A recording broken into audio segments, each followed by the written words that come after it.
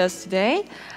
This is going to be the beginning of panel number 3, called Towards the Hardening of Borders, Externalization and Surveillance. So this panel will be bilingual in French and in English. We'll have presentation in both languages. So my name is Mathilde. I am a PhD candidate here at the University of Quebec in Montreal in political science. And I am really happy to be chairing this panel today. Our first participant will be Laurie Trautman, who will present her researches entitled In the Absence of Walls, Our Thousand Petty Fortresses. She will be followed by Daniel Meier, who will present Temporalité et acteurs de l'externalisation du contrôle frontalier dans la région frontalière syro-libanaise. Then there will be Christian Wille, who will be presenting Frontières contestées dans l'espace Schengen, à l'exemple de la pandémie. And last but not least, Christophe Sohn, who will be presenting the impact of border closures on cross-border regionalism. So a quick reminder, just in case you forget, with lunch and everything. You will have 10 minutes to present. I will ask you to look at me sometimes during your presentation so that I can show you the remaining time. And then after everyone presented, we will have a Q&A session. Thank you. Thank you. I hope you're all still awake after lunch. So my presentation today was actually really inspired at the ABS meeting last spring when I saw Elizabeth give a presentation on some planned border walls by the US along the Canadian border, which was very, very disturbing. And so while we don't have currently any border walls between the US and Canada, we do have what I sort of think of as 1,000 petty fortresses emerging, and some of you may recognize that phrase from the book Spheres of Justice from the 1980s. So I think over the last 2 years, what I've observed is definitely a thickening of what's often described as the world's longest undefended border. And this has happened through policy, particularly the pandemic-era border restrictions led to more surveillance, more monitoring, more collection of personal data. Those did end by Canada just a couple weeks ago, but certainly their legacy continues to impact people's experience in the borderland. But also, the thickening has been seen through the lens of place. And I'd like to use the case study of the Cascadia region to highlight a few things that I've observed over the last 2 years, specifically more border policing, hardened border infrastructure, and a shift in legal recourse in borderlands.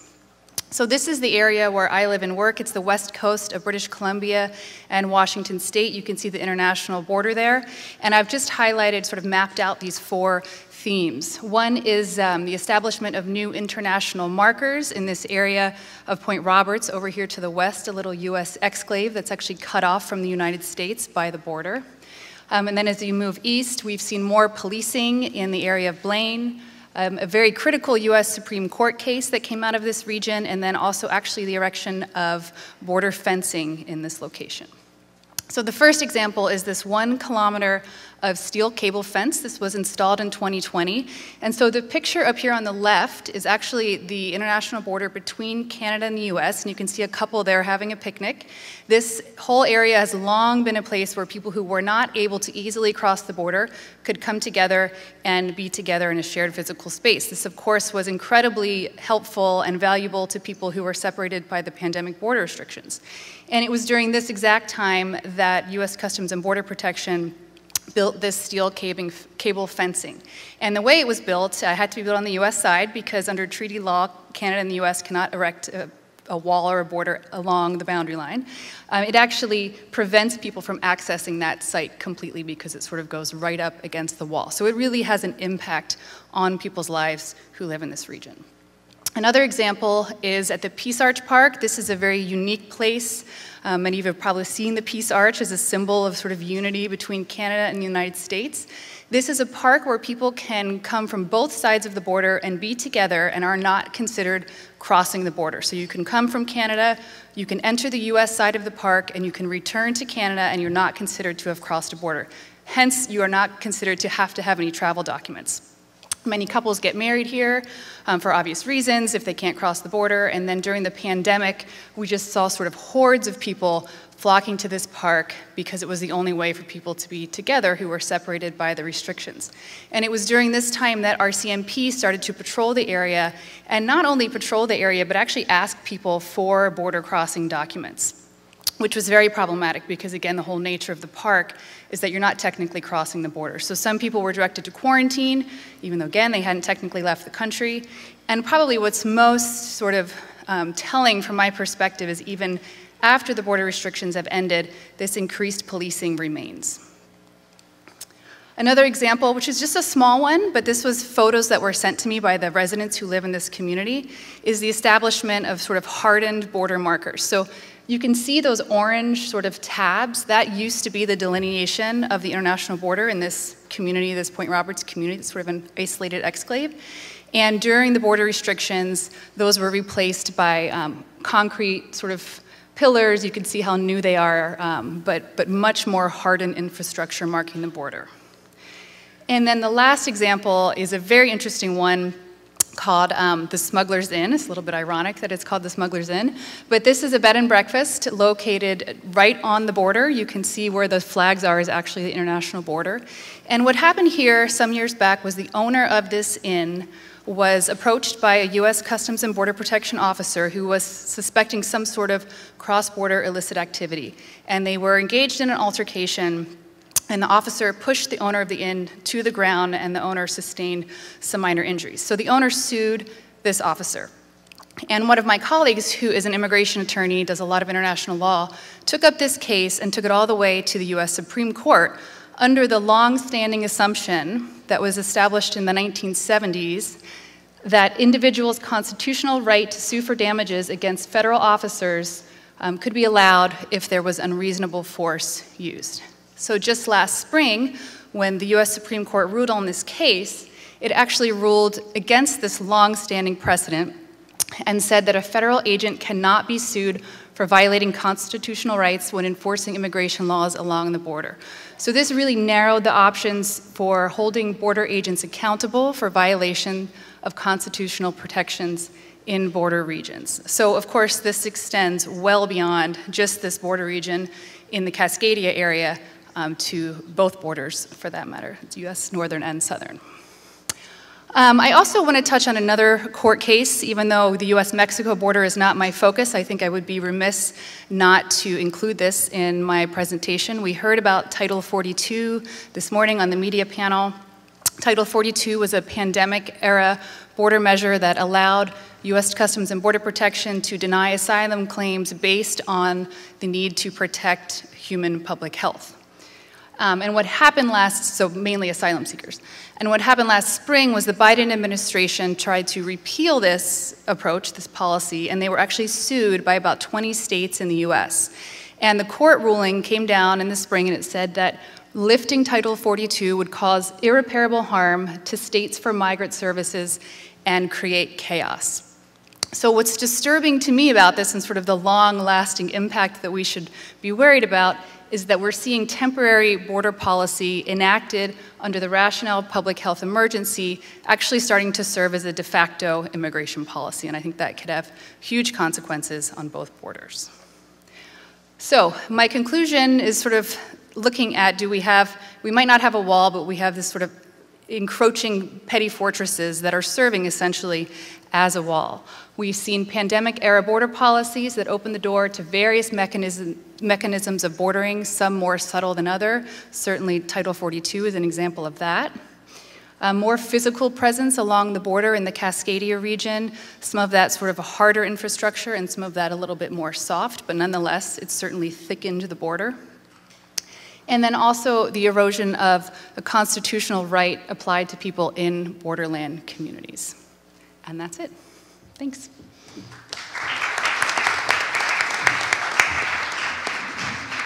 Thank you so much. Wow, 7 minutes. That's amazing. So next will be Daniel Meier.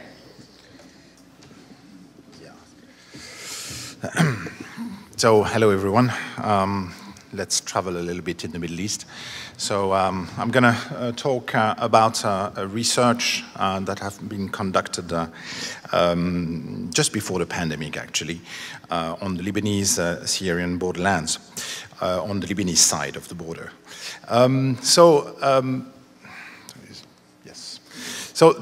Basically, the idea here is to highlight some aspect related to the outsourcing of the border control. And first thing to say about this border region that you're not supposed to know that well, it's a non-clearly demarcated border.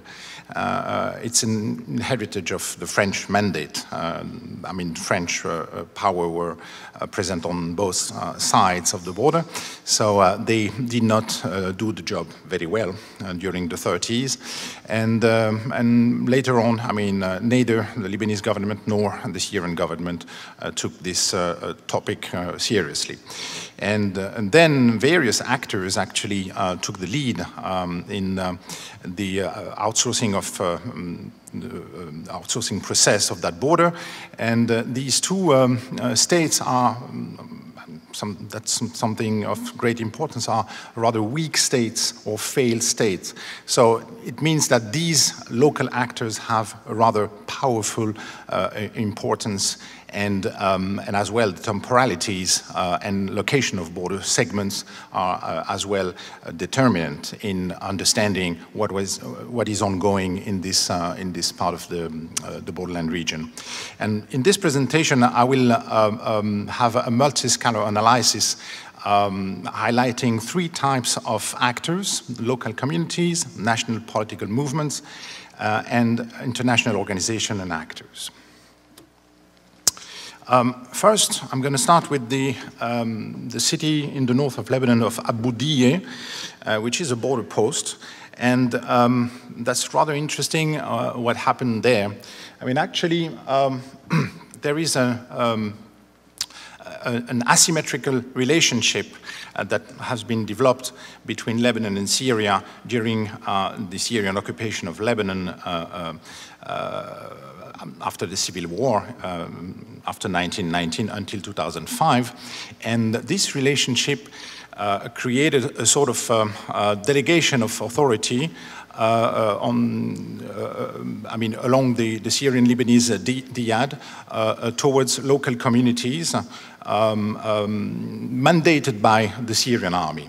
And so the Lebanese state was rather absent from the border, and this is something really curious, I mean, for us.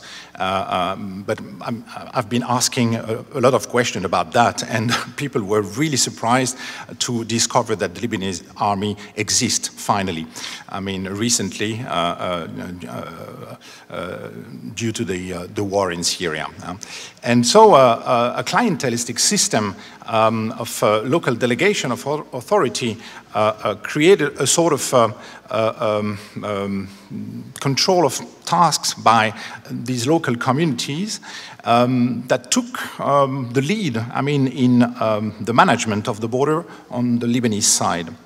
And in 2005, after the withdrawal of the Syrian army, the Lebanese state and local Sunni agents became like put aside by the Syrian forces, and later on with the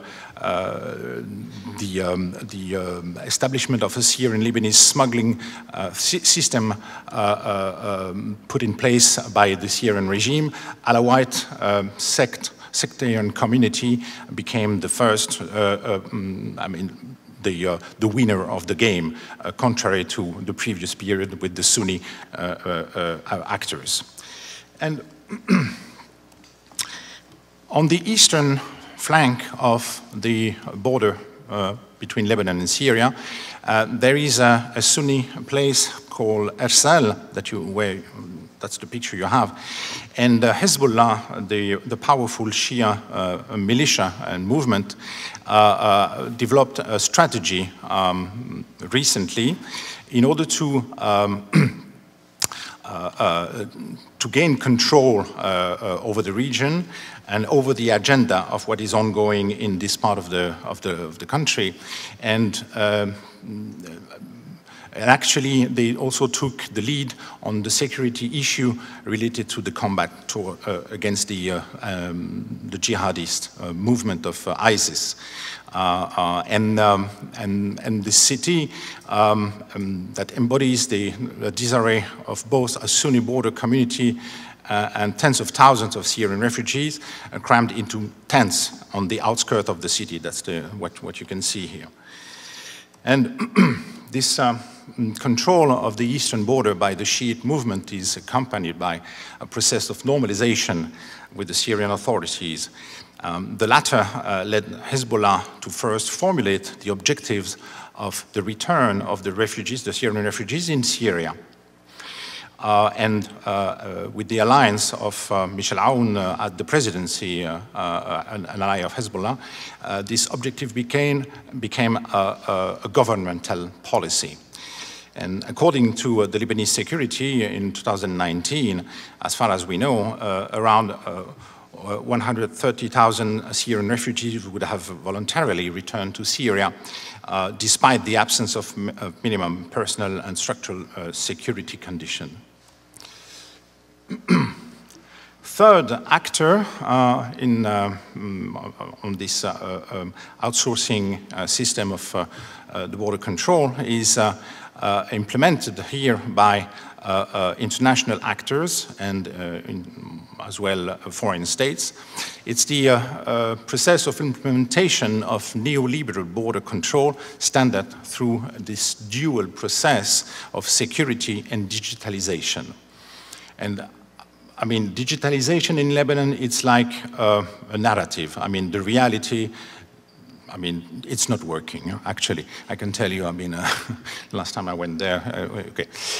So the UK distinguished itself by providing 62 million pounds in observation towers on the image here along the Syrian-Lebanese border, borrowed from Northern Ireland.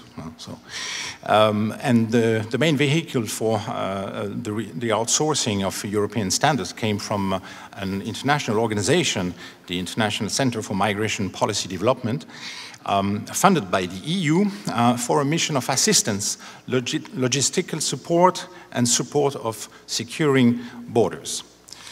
But on the ground, it's the army, the police, and customs that are the main institution that are targeted for the implementation of such integrated border management standards through training and the supply in light weapons and long-range night vision tools. So the only problem I see here with this type of outsourcing that it's only, as I mentioned, a narrative, and it's something that is absolutely not really working.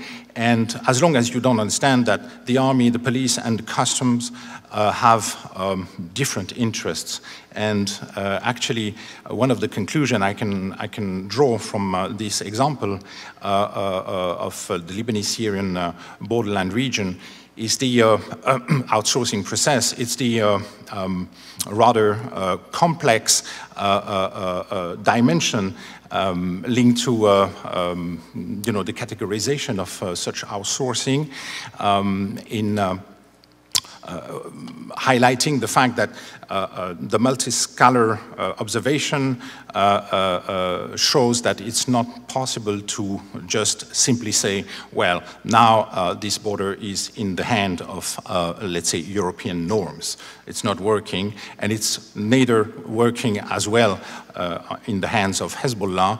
Hezbollah is controlling some segments of the border, not all the border between Lebanon and Syria.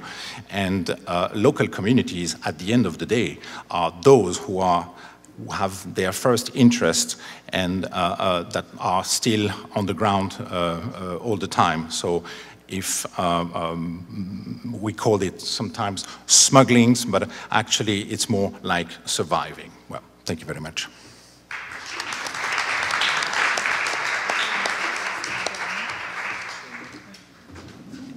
Thank you so much. Not even 10 minutes. I feel like every panelist is very scared of me. So I made just a little mistake in the program. Christophe Sohn will be next. All right, so the paper I'm going to present this afternoon is concerning the impact of border closures on cross-border regionalism. And more specifically, the question I'm asking is to what extent are rebordering shocks changing the meaning of borders for cross-border cooperation stakeholders?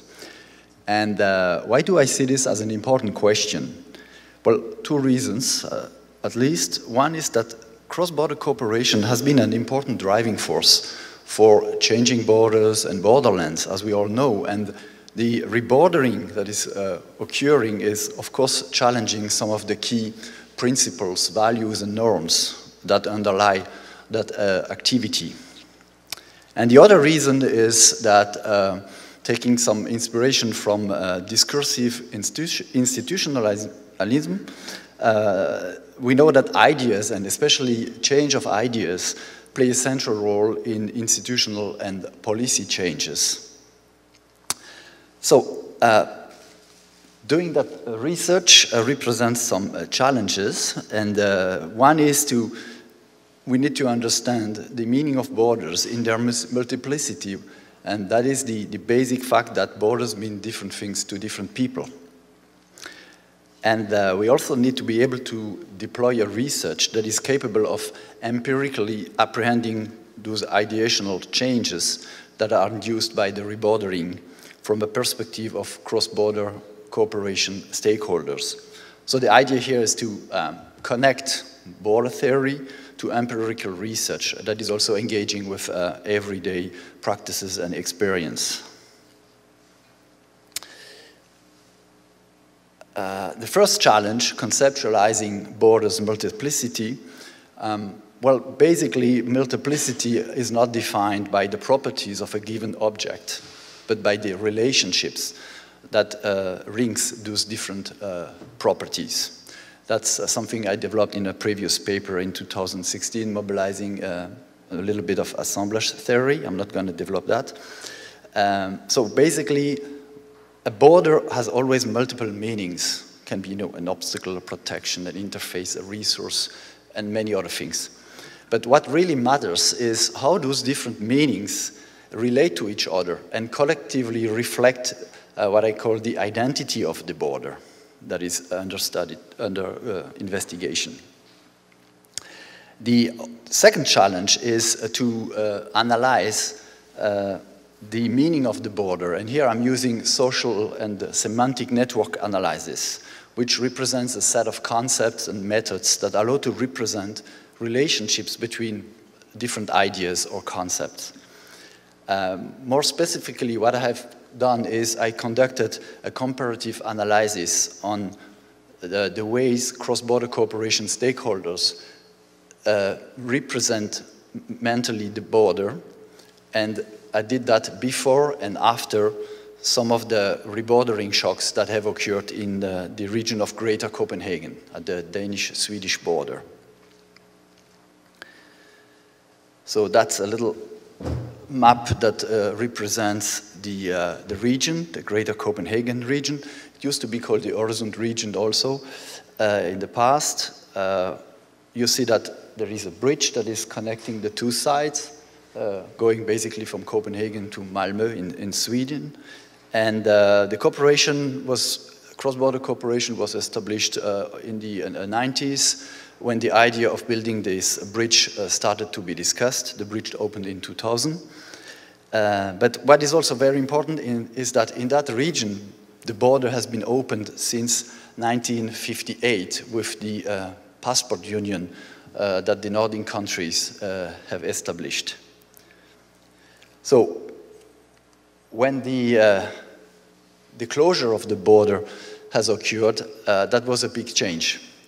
And there have been actually 3 border shocks that have occurred in that region. The first one is related to what was called the migrant or refugee crisis in Europe. It started in 2015. But the border checks have been implemented since then, not always in a systematic way.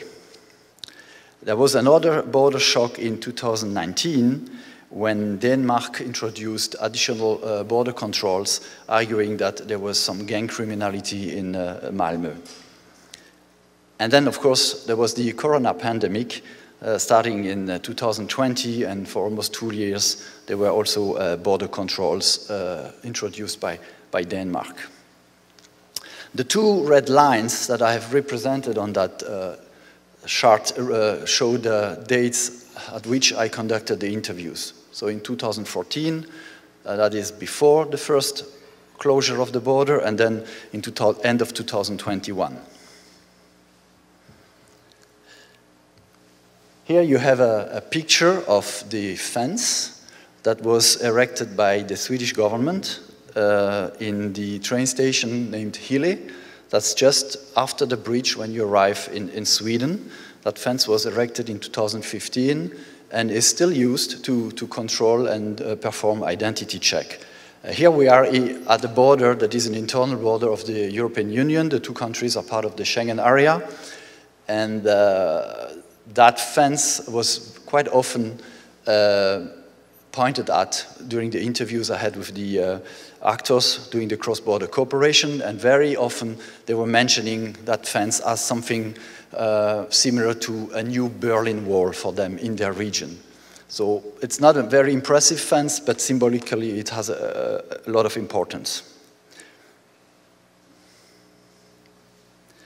So how did I represent this idea that borders mean different things in data? This is just a little chart that explains that in a simple way. Well, I conducted interviews with cross-border cooperation actors, and my question was very simple. It was about what does this border mean to you? And they could describe what the border means using keywords or short sentences. It was a totally free format. What I then did, I asked the interviewees to code their answer according to a set of concepts that I provided. I didn't want to interpret what they were telling me. I wanted them to interpret what they had expressed as what this border means. So that's the second step of the protocol. They had to relate their keywords to my concepts. And then, of course, the last step is to look at how these different concepts relate one to another when we perform semantic network analysis.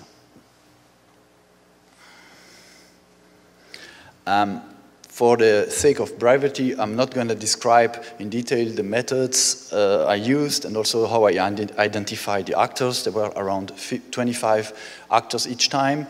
I targeted the same organizations on both dates, and to make sure that I can compare those answers that were given to me. So I'm going to go to the results, and those are the two semantic networks, the one from 2014 and the other one from 2021. The more the concepts are close one to each other, the more they were associated together. They are like based on co-occurrences in what the actors were answering.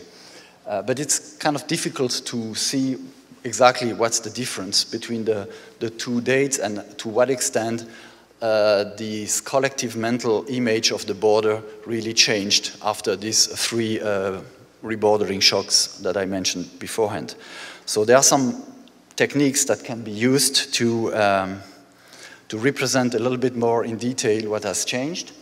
And that's basically done using network metrics like betweenness centrality. Victor mentioned that this morning, and also other types of centrality. And you can distinguish between those concepts that are called a global hub, which means they organize the whole network, the whole semantic network. The local hubs usually connect different components in the semantic network. Those concepts that are peripheral means that they are quite marginal in the global understanding of what the border means. And then you have bridging concepts as well, but there are no bridging concepts in my study here. And then you can see a bit more precisely how things change. Like obstacle is going from a global hub to a local hub. the connection is moving from a local hub to a peripheral concept. And the last one is source of conflict. That has changed from peripheral to global hub. And of course, there are additional analyses that can be derived from that. But I'm just going to comment shortly these results. Oh, threat. Threat has remained really peripheral during the whole period. So the main findings, the border as a connection or a bridge has lost significance, and that's not a big surprise since we had these border controls and border checks that were introduced. So it's a kind of a direct impact. The border is still conceived as an opportunity by the actors, but that's closely associated with its role as a marker of identity, not a connection anymore. But if you go a little bit further in the analysis and look at the answers, it's really about the shared regional identity that seems to be more important than the us versus them feelings that have also occurred, of course, with the rebordering dynamic. And then source of conflict has become a central concept defining the border for those cross-border cooperation actors, and that's closely related to the border as an obstacle or as a threat. The protective role of the border has remained marginal in the cross-border cooperation mindset. I'm going to stop here. There's much more to be said and much more context to be brought in to go further, but I think I'm out of my time. So thank you for your attention.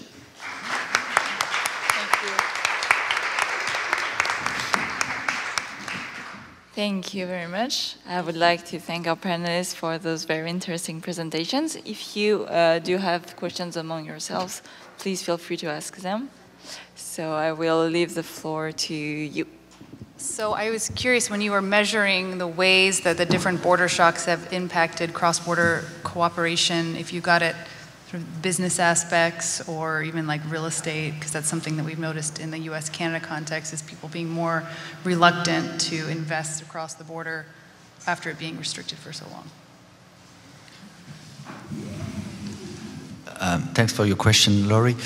In this study, I did not look at the impact that the border closures have had on various activities across the border. I was really focusing on the ideational aspect of the border and basically what it means. And I selected a particular group of people, those cross-border actors, because they play an important role in building those Euro regions that we have in Europe, in transforming also the everyday experience that the inhabitants can have in those borderlands. So of course the three border shocks that I took into consideration had various impacts on economic relations, on mobility, on all sorts of activities. But that's something I really left outside the study to focus more on the mental representation and a collective representation of the border. I would like to give a big round of applause for our panelists. Thank you so much again.